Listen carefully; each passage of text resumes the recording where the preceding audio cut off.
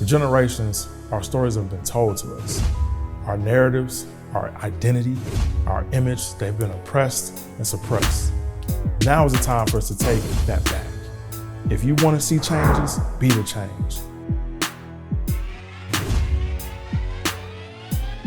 What up, family? Welcome to Wise Up. My name is Christian Wise Smith, and I'm blessed to be joined today by a young king, influencer, actor, comedian, producer, leader, activist for social justice, Desi Banks. Hey, what's good, man? What's happening, my brother? You know, it's social, we got to do all that stuff. We got to make sure we're COVID free. For sure, man. But you are a new father, so I want to welcome you to the best hood there is, fatherhood. How's it going so far? Big blessing.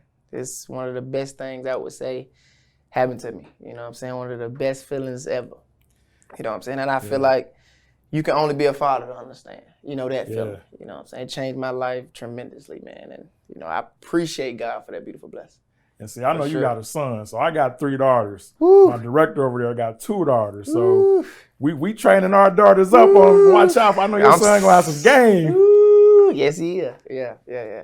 But it's been amazing, man. It's been real amazing, man. To just to see him grow. He's 3 months now. Yeah. You know what I'm saying? He the third. Desi made the third. Little Trey. Yeah. And I'm just excited, to have this experience, something that's different, something that's giving me a different, I would say my why, another why for me in my life, another drive for me, to do some great things, man. So I'm excited to be able to bring that new generation to the world. Yeah, it's a blessing to hear that, man. What's the funniest thing that's happened so far, that your son has done?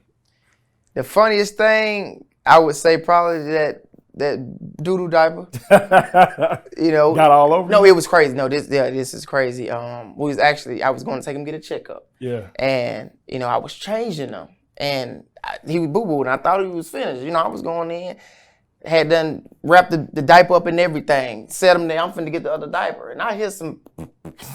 And all I see is boo-boo just running down the thing. So I had to hurry up and wipe that up and take the, in the doctor's office, they got like that white little sheet, I don't know what it is. Sheet thing, yeah, so I had to get that up and pull another one down.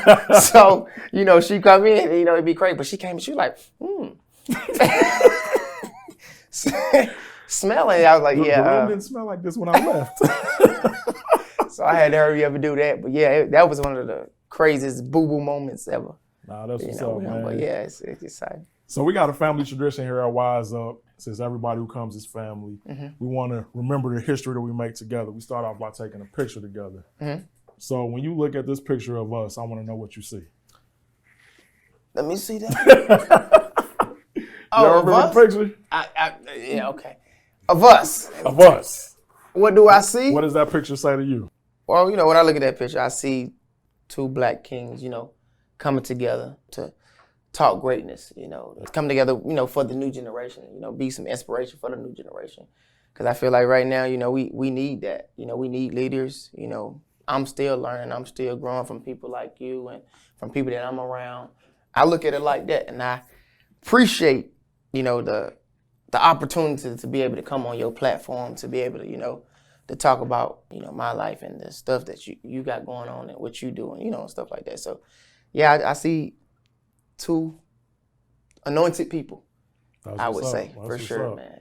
And great minds think alike, man. When I look at that picture, I see somebody who has power and greatness that I don't think you got yet. I think you have the potential to be on a Mount Rushmore of Richard Pryor and Dave Chappelle and Chris Rock. Then I see Desi Banks there because you have a unique ability that those 3 guys had, where your comedy, it unifies people, your comedy and your acting and just your personality. And that I remember Richard Pryor saying that comedy is something that can end racism because you get people talking or you get people laughing. And once they start laughing, they start talking. And once they start talking, they realize they don't hate each other.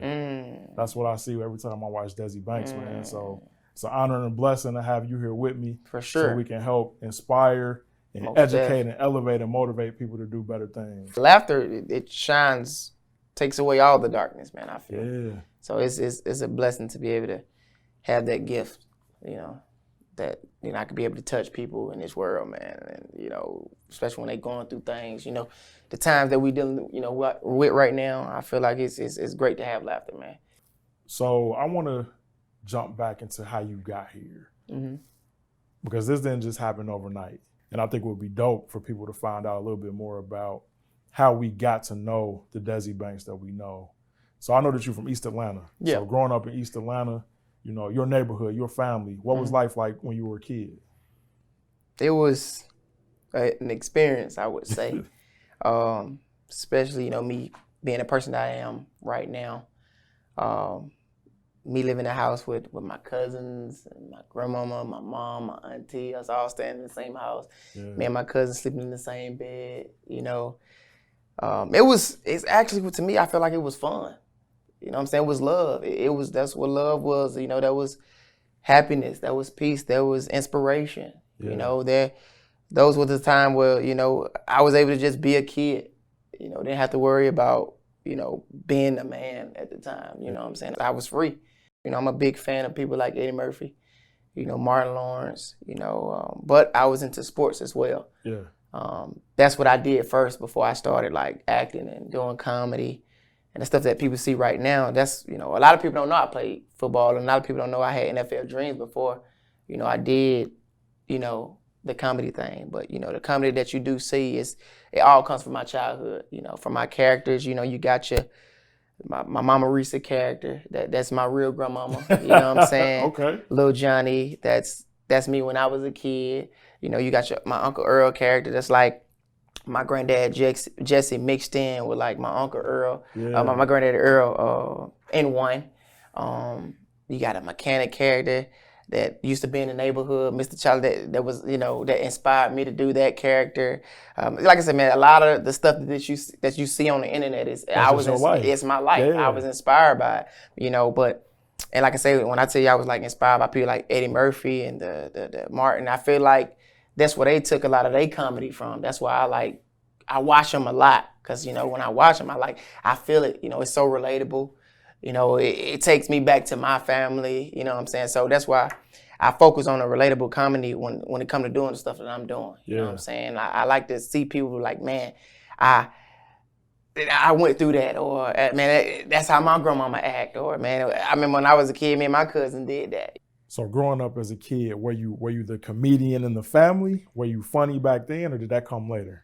Now as I got older, I was that kid. Because to be honest, I didn't even know I was that kid, and I had to really go back into my childhood to really see why I'm the person who I am today. Yeah. You know what I'm saying? Like I say, I used to watch Martin, Eddie Murphy, The Professor to this day is my favorite movie. I didn't know why God had me watching it at the time. I was just inspired. It used to make me laugh. I used to love it, you know what I'm saying? But now I've grown and I'm actually doing these things. It makes sense now. Yeah. You know what I'm saying? I'm like, I was the funny guy on the football field. I was the comic relief, you know what I'm saying? Any sport that I played, I was the comic relief on the team. Not even know. Even when I went to college, I was that guy. You know what I'm saying? Not even thinking about it. It didn't really hit me until I would say I started doing Vine back in 2012. That's when I started. 8 years ago. 8 years ago. Okay. That's when I started playing with it. What made you start playing with it? My buddy. Okay. I had a friend named Rashad Ponder. He was like, man, you should get on this Vine. I used to have people laughing in high school. I won most humans in high school, doing all that, right? And my friend was like, bro, you need to get on this Vine, you know what I'm saying? Make some funny videos. Yeah. I'm like, man, what? I ain't think I was funny. I'm like, I'm just thinking I'm just being myself. I don't know what you're talking about. You know what I'm saying? So I end up getting on, I seen it.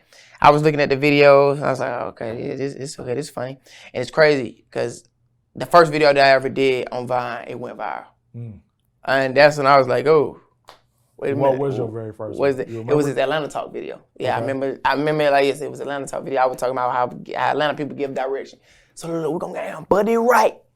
Then we got them Buddy right, we're going to go down Buddy left. We got to keep going. You see it, they keep round out. No, I did something like that. Yeah. It was just something like that.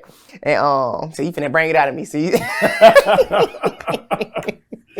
I was going as a character, but yeah, it was Atlanta Talk video, man. I ended up doing that, And it went crazy, and people was like, bro, you see that? I seen that video you did. Da, da, da. I was at Morehead State University. Even the people in college was like, it was going crazy. And I'm like, dang. So I was doing it a little bit then, you know what I'm saying? In college, I was just playing with it. But, I was still, my main focus was just still football, you know what I'm saying? Because that's what I wanted to do. I didn't really still think it was going to be something that was going to change my life. Right. You know what I'm saying? I wasn't thinking about it like that. Like, my main goal was football, and I ended up stopping the videos because I just wanted to focus on football. I was like, man, I'm going to start, if I want to do this football thing, I got to really like sacrifice my time and focus on this. I had built the following on Vine, to about maybe like 400,000 followers, before I stopped. While you were in college? While I was in college. Okay. Before I stopped. After one video? I stayed consistent. Okay. Of just doing videos. I did a Twinkle video that went crazy. It's the bird video when I come outside and I talk to the birds. Let me tell you, when I did that video, I didn't even know it was going to do that. Yeah. I just went outside, and for some strange reason, the birds was chirping unusual. It was not, and it just I was like, what's going on with these birds? Yeah. So I was like, okay, let me just record this video because they chirping. So I went in the house, came back out, and I heard them. And I said, twinkle, twinkle, and I was like, oh, this is crazy. Yeah. And I was like, when you talk to the birds, put it on Vine. And it was huge. That went crazy. I'm talking about it went across the world. Yeah. And like to this day, that's still like a classic Vine that's like insane. That's what's up. You know what I'm saying? So, let's back up for a little bit though. Because you kind of glossed over being in college, but I think that's a big deal. Yeah. That I don't think a lot of people realize that you have a college degree. For sure. So how'd you go from growing up in East Atlanta to going to college?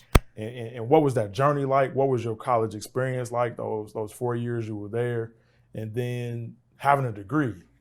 Are you the first in your family, the first in your hood to bring one back? Me and my mom is probably the only ones that actually went to college. Well, no, it's 3 people. It's me, my mom, and my dad's sister.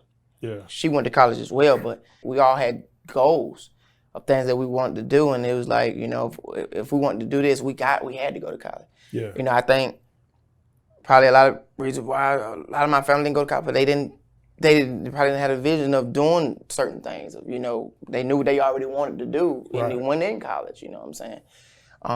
So I think that's what the thing. I feel like I thank God for football because if it wasn't for football, I probably would have never went to college. Gotcha. You know what I'm saying? That what drove me to to go to school for real. You know what I'm saying? And that it played its purpose in my life. I would say, man, because ain't no telling what would have happened if I would have never went to college. You know what I'm saying? So I thank God, bro, for that. You know what I'm saying? For he protected me. Even though I stayed like in the hood and stuff, I was always that guy. Like when I got my hood friends, right? But I was that hood dude that when I came around, if something was finna go down, they'd say, nah, man, hey, now you go to the crib, man. You go to football practice, bro. You go do that. Which, you know what I'm saying? Hey, that's cool. But they respected it. They knew, what I was doing. They knew I wasn't that guy. But, I was still in that environment. You know what I'm saying? Yeah. So I thank God for that, man, for real. I remember it was a dope boy in my neighborhood my senior year in high school. As I thought that was going to be my life path. I mean, I saw a lot of friends, family members, folks in my neighborhood doing that. And when I took a step toward that, he said, nah, man. He said, you're too smart for this. Go to school. So I respect the guys like that from neighborhoods like where we from, who saw whatever they saw in us to help steer us the right way. For sure. So that's dope that they protected you like that too. Most definitely. We use the talents and the gifts that we get to inspire and uplift other people. And that's what I see with your comedy, man. Your comedy has this unifying power like not too many other comics in the past have had, where people can see themselves in you. And you've done the garbage man, the football coach, working at fast food, like you said, like the hood dude videos. And I think that no matter what walk of life you're from, somebody can see a little bit of them in you, and it makes us laugh. And when you make us laugh, it's disarming. Most definitely. And it unifies people, man. So I'm telling you, man, hope y'all heard it here on Wise Up. This dude is going to be one of the greats that we talk about years from now. Yeah, and I want people to know, like, when I do the hood dude, like, you don't see nothing negative hood. You don't see me shooting. You don't see me smoking. You don't see me doing. I show the light of the funny moments, the good moments of the, you know what I'm saying, of the hood. Because it's a lot of inspiration. It's a lot of funny things. It's a lot of good stuff that goes on in the hood that people miss, though. So I try to like find a little stuff that people miss. Like you ride through the hood, you hear somebody with a box Chevy beating on the block. You know what I'm saying? You like, that was me. That's what I'm saying. He beating on the block, Chevy. boy. I had an 85 Caprice, 2 12s in the back, 2 TVs. You know? Loud pipes on it. Come on, man. Doing It's that, man. You know, little TT that so funny. She's so crazy. She don't play no games, but got a good heart, though. She, you know what I'm saying? She don't play about her family. She don't play about her kids. You know what I'm saying? It's the auntie that can cook some amazing hot wings with lemon pepper sprinkles. And she cook them better than, you know, American Deli. You know what I'm saying?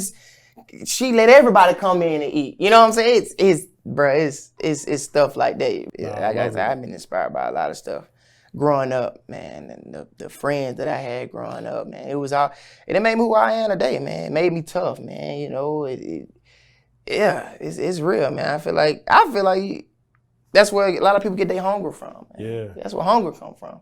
You know, especially when you ain't have it, like, you know, you wasn't brought up like a millionaire. Push that drive. Yeah, push that drive. It's crazy because E.T. had a quote. He was like, okay, you was born with money, but do you got that dog, though? Do you got that dog? Yeah. See, that's the difference. You can have all the money in the world, but do you got that dog when hard times come? Are you going to be able to keep going? So I want to jump into something else that you did, in my opinion, is super inspirational. And so I remember years ago, Dave Chappelle walking away from $50 million, and he said it was because of some of the strings attached to it. And I remember back in the day, Richard Pryor talking about people who were executives, they thought the same way. They were racist, they were oppressors, they were really out for themselves. Mm-hmm. You created Desi Banks Productions out the gate. So what put you in that frame of mind to create your own production company, to not sign with somebody else and to control your own narrative? The biggest person who inspired me, like seriously, is Kevin Hart. I like the way Kevin have his team in order. Yeah. You know, with the Heartbeat production, you know, the stuff that he do, the way he move, man, is phenomenal. And I'm like, man, I want a team like that. I want to be able to do that. You know what I'm saying? The way he shoot movies and, you know, create, you know, that's what did it, man. And I'm like, even Eddie Murphy did it. You know, he had his lane in his own movies and stuff.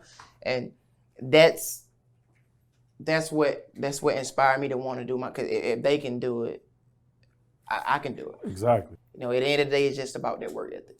Yeah. That's the difference. It's the drive. Yeah. It's that dog. Like, hey. And you definitely have it, man. And I hope that other people, when they see that you have it, some of it will drip off onto them. That's what it's about.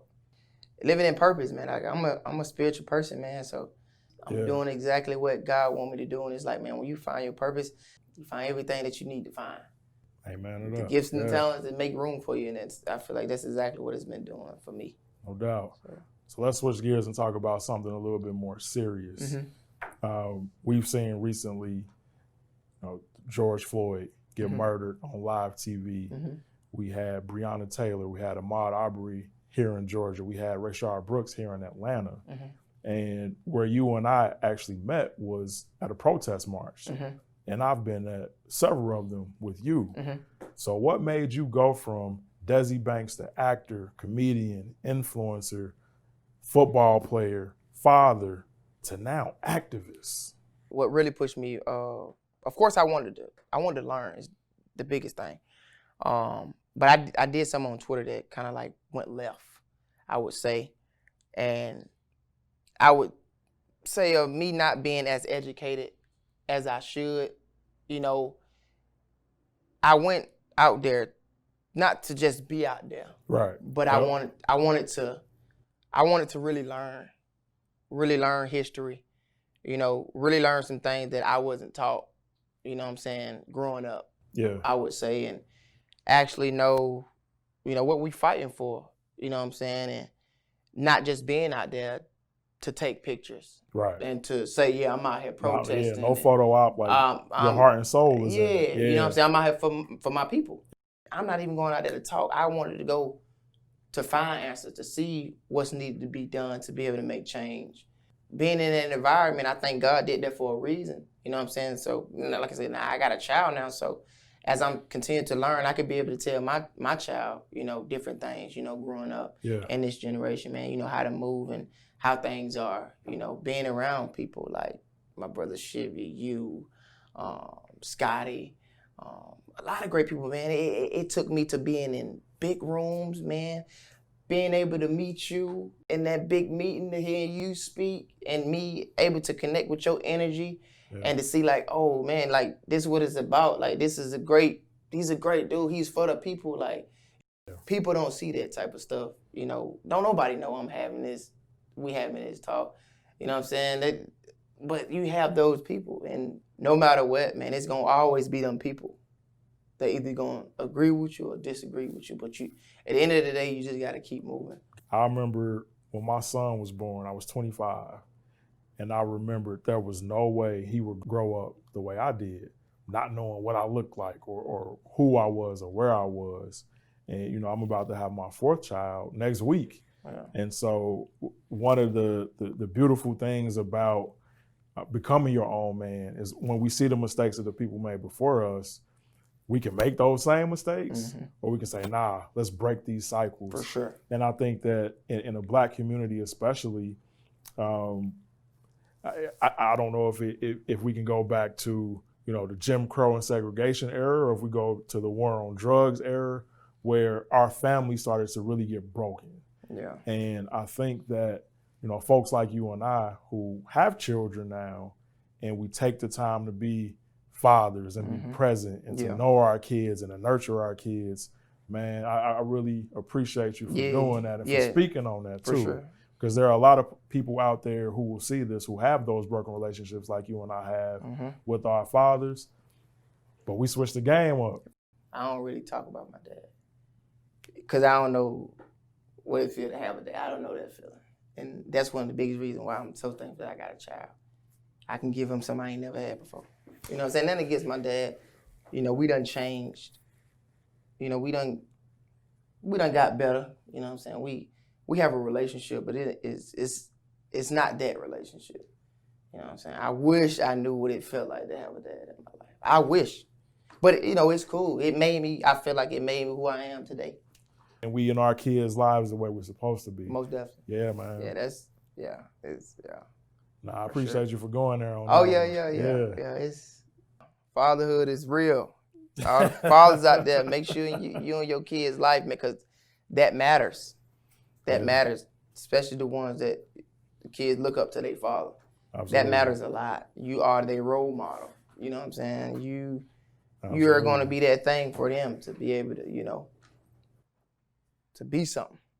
So with the current state of affairs, I would say within the Black community, of us experiencing, police brutality in such a public way, voter suppression, everything going on with COVID, what do you see right now? Like, what's your take on things right now for the Black community?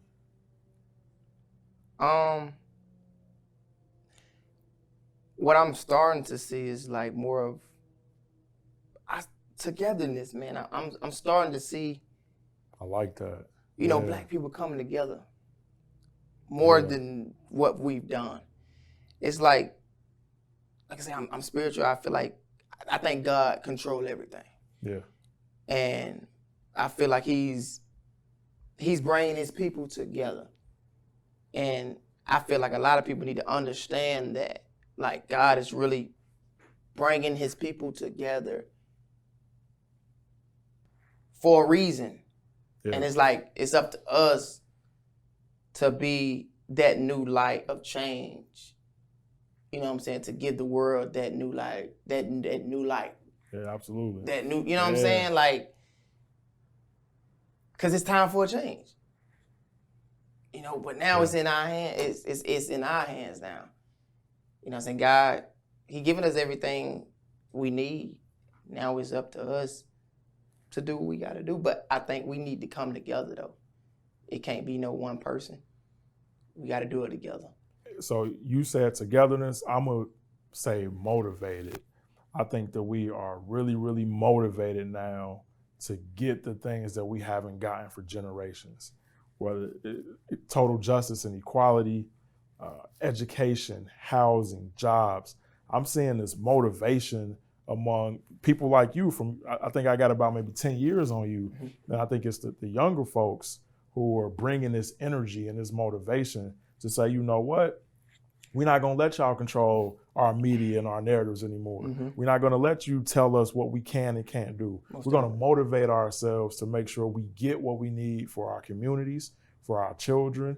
And I think it starts with leaders like you, people who let us know we have a voice, people who let us know that we can create content in the way that we want to and get it out to our people in inspirational ways. And I love that you said, you know, all of your videos that you put out, none of them are negative. They're all positive videos that people can take away from, that unify people. So I thank people like you for that motivation so that we can finally start getting some of the things that we need. For sure, man. Yeah, no doubt. Most definitely, bro. So we're going to switch it up, man. We got this thing here we call it Wise Up, the lightning round. Okay. So I'm going to just throw a word at you, a name, a phrase, person, place, thing, whatever, and I just want you to fire off first thing that come to your head. You ready? Okay. You cool with that? Yeah. Parlay. My buddy. Where he at? At the bottom there. Yeah. All right. King Batch. That's one of my other social media influencer buddies as well. Creative dude, man. Very inspiring. You know, got great work. Been doing this thing. He also started on Vine as well. Yeah. But yeah, he's a social media guru, man. He's phenomenal. So yeah, King Bach he's dope. Donald Trump. Donald Trump. Donald Trump. A comedian. He's hilarious. People don't even know. He's yeah. Yeah. Yeah. Yeah. Yeah. All right. Dang, this don't even feel right saying this after that one. I feel like I know who you was going to say. Kanye? Kanye West. Another comedian. Kanye, I don't even know. Yeah, I don't know, man. I don't know. I don't know if he's playing. I don't know if he's. Yeah. Don't nobody know what he's doing. Nobody. We don't know what he's up to. We don't know. Yeah, I mean, eventually we'll see. You know. All right, man. I'm gonna switch it up a little bit. George Floyd. A father. You know, my father. A father. Dope. Yeah. Dope. And the father can mean so much. Yeah. You know. So yeah. Yeah, man. Yeah. Dave Chappelle. A king of comedy. Yeah. He's a different breed. He's different than any other comedian I feel like in the game. His story is different. Yeah. He have a real story. Yeah. Sacrifice. Dave is he's different, man. Yeah. I feel like a lot of people probably wouldn't have done what he did. Yeah. He's a game changer. For sure. Doubt. Yeah. Yeah. Yeah. Eddie Murphy. Oh, that's my favorite. That's my guy. guy. Yeah, that's my guy. Eddie he's another king of comedy, man. Go away for 10 years and come back and still be that guy out of retirement? Nah. Oh, no. And like still be that. Funny, hilarious, innovative, inspiring, like, you know, a legend. He's the GOAT. No doubt. He's the GOAT, man. Relatable to anything. He knows. He can relate to you 10 years from now. You know, it's that thing, like longevity. Yeah, and that's what you have. Yeah, you know what I'm saying? That's what you have. Yeah, man. Yeah, Eddie, yeah, for sure. Last one. 50-year-old Desi Banks. 50-year-old Desi Banks. man, in position to do whatever he want to do. He done did a lot. Yeah. I don't know if he in a position of putting people on or he's in a position he's still doing stuff, but I'm gonna be on 50 years old. I'm probably gonna be on some, y'all want me to do what? I guess I come do it. Yeah. I'm gonna be in that type of position where it's like, I've done a lot. That's what's up, man. I'm on some Eddie Murphy type. You know what I'm saying? Come in and come out and just be that person, man, that the world. One of the biggest things at Wise Up is we want to educate, elevate, and motivate to change the world one day at a time. Mm-hmm. So I would love it if you could teach our viewers how to create engaging content. What's the blueprint? What's the roadmap that you can teach somebody of how to put out their own story and their narrative the way that you've done? My biggest thing for that is people got to stay consistent. I think people post something and think it's supposed to just go like that. Yeah. But when I started, it didn't do that. I had to continue to push stuff out each and every day. I had to build a following. I had to find out what the people like. And it took time, took years. Yeah. You know what I'm saying? But you got to love it first. You got to love it and you got to really have that vision, really have that goal and know me being a comedian, I'm funny. You know what I'm saying? No, I got it in me. God put it in me. You know what I'm saying? It's people that love me, love what I do. You know what I'm saying? But the consistency is the key when it comes to building a following and building that engagement. You got to stay in their face. That's the goal. The more you stay in their face, how can they forget about you? If you in their face so much, eventually they're going to say, let me see what this fool talking about. You know what I'm saying? Your real fans, they going to forever stay there. No matter what, they going to love you forever. When it comes to comedy, we becoming a new generation of comedy. You know what I'm saying? So, yeah, that's the thing, man. Be consistent. Consistency, there it is. There it is. So before we get out of here, man, I'm going to throw this out there. It's been my dream for a long time to be the president of the United States in the year 2032. That's when I'm going to get elected. So 12 years from now, we're going to look back and watch this episode while you are performing at the inauguration in the White House. What? Let's get it. You with me? Well, Parlay ain't going to believe that. Let's get it. Let's do it, man. Let's get it. Man, I appreciate it, man. This has been a huge blessing, man, to be able to sit down and talk to you, learn a little bit more about you. And like I said, to educate, elevate, and motivate our people to be better, to do better. And before we get out, man, I'll let you close this out. If there's anything you want to leave us with, let us know how to follow you, what to see you on, so that we can make sure we keep supporting you as your career grows and grows and grows. I would just say, man, I'm big on purpose. And, I would say, man, tap into your purpose. You know what I'm saying? Once you tap into your purpose, you're going to find everything, man. But just stay encouraged. Keep pushing no matter what, man. Yeah. Black Lives Matter. Is it? There it is. Yeah. Wise up. Yeah. And that's not coronavirus, so I just had to come.